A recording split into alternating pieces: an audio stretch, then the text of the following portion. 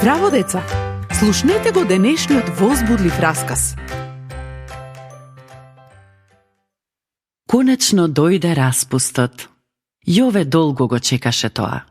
Сакаше да спие и да има многу време за своето хоби. Повеќе денови работеше со ентузијазам, правејќи моделна едрилица. Му беше дури дозволено да оди во работилницата на татко му. Последното што го направи беше да ја обои едрилицата со црвена и сина боја и на сите три јарболи да закачи бели едра.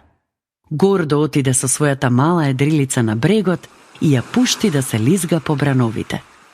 Тој не виде дека го гледа една група момчиња кои му се приближија.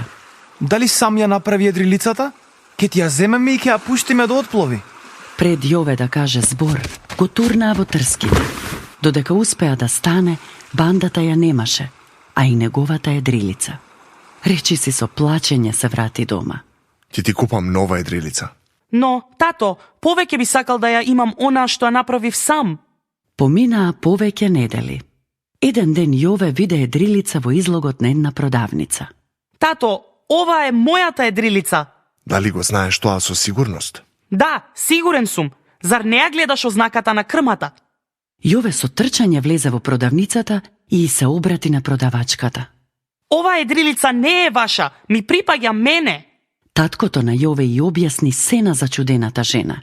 Кога заврши, таа рече: Ја купив едрилицата од една група момчиња. Ке направиме договор.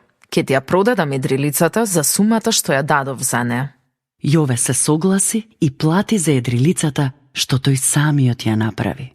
На патот кон дома рече: Мала едрилице, сега ми припаѓаш два пати. Прво те направив, второ те купив. Дали исто така му припаѓаш два пати на Бог? Зошто два пати? Па Бог го создал човекот, но потоа човекот се оддалечил од Бог, поради гревот. Кога Исус умрел на крстот, платил со својот живот, за да може повторно да му припаѓаме на Бог. А како можам да знам дали му припаѓам на Бог два пати?